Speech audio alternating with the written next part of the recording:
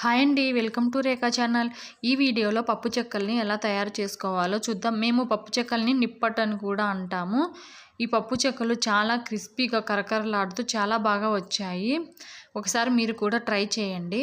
నేను ఇక్కడ 1 కేజీ పొడి బియ్యపు పిండి తీసుకున్నాను. అలాగే టేస్ట్కు సరిపడా సాల్ట్ వేసుకోవాలి. నేనైతే 2 స్పూన్స్ సాల్ట్ వేసాను. 2 స్పూన్స్ కారము, 2 టేబుల్ స్పూన్స్ వేయించుకున్న నువ్వులు, అలాగే పచ్చి కరివేపాకు చిన్నగా కట్ చేసుకున్నది కొద్దిగా వేసుకోవాలి.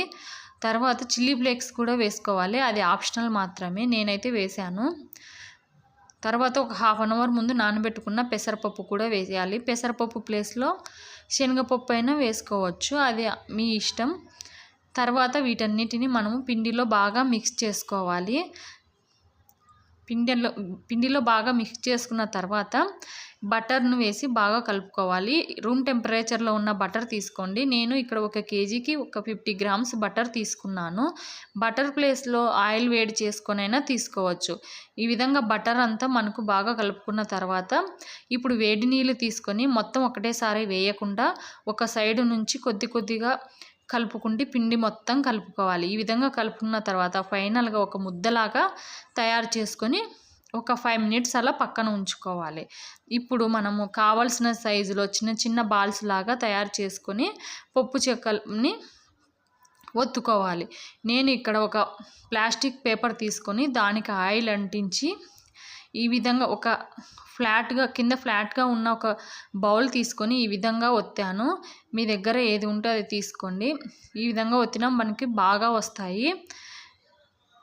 ఈ విధంగా అయినా ఒత్తుకోవచ్చు, లేదా మనము పప్పు చెక్కలు చేసుకునే దాని మీద కూడా ఈ విధంగా ఒత్తుకున్నా బాగుంటాయి.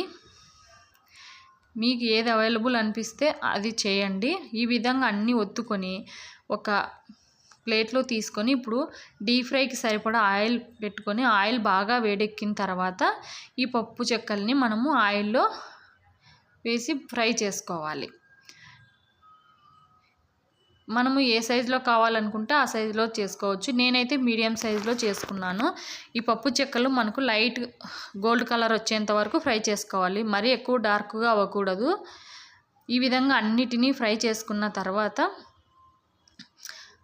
వెంటనే మనము బాక్స్లో స్టోరేజ్ చేయకూడదు, ఎందుకంటే తొందరగా అవి మెత్తబడతాయి. ఈ విధంగా బాగా చల్లారిన తర్వాత ఒక బాక్స్లో వేసి పెట్టుకుంటే మనకు నెల రోజుల వరకు ఫ్రెష్గా ఉంటాయి. ఇంట్లో చేసుకున్నవి హెల్తీగా కూడా పెట్టొచ్చు పిల్లలకి. ఈ వీడియో నచ్చితే please like, share and subscribe to my channel. Thank you.